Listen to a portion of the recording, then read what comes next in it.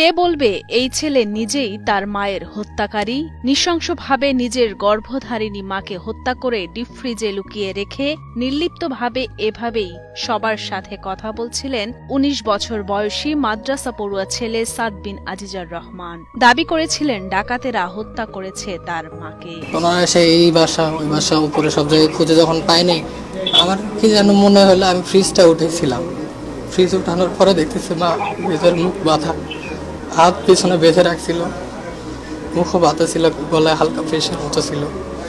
ওখান থেকে তো বের করে নিয়ে আমরা হসপিটালে গেছি।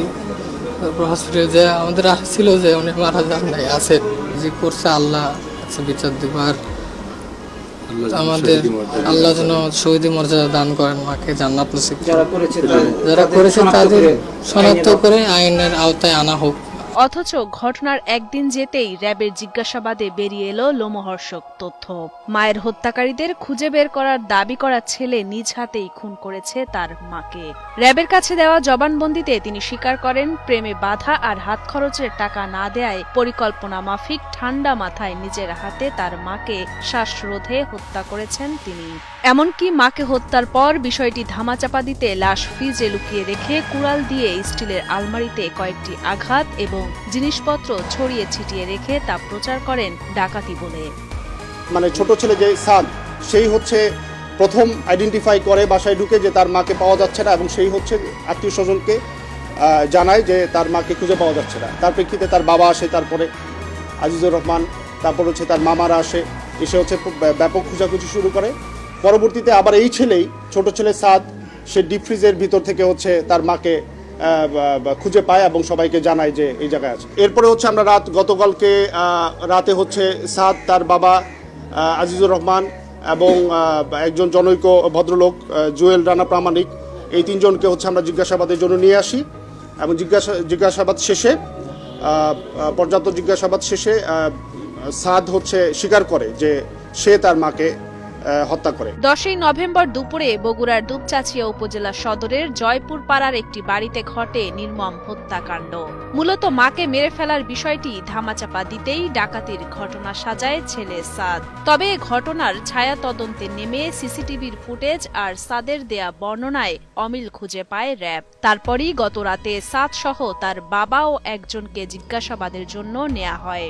জিজ্ঞাসাবাদের এক পর্যায়ে সাদ বিন আজিজার স্বীকার করেন তার মাকে হত্যার কথা। প্রেমে বাধা আর হাত খরচের টাকা না দেওয়ার কারণেই রাগে ক্ষোভে মাকে মেরে ফেলেন বলে স্বীকারোক্তি পাওয়া যায় তার কাছ থেকে। হত্যাকাণ্ডের কারণ হিসেবে সে বলে তার একটি প্রেম ঘটিত সম্পর্ক ছিল এবং তার যেই উঠতি বয়স, তার কিছু হাত খরচের বিষয় ছিল, এবং আমরা টেকনোলজির মাধ্যমেও কিছু জানতে পেরেছি তার কিছু ট্রানজ্যাকশনের বিষয় ছিল, টাকা পয়সা লেনদেন ছিল।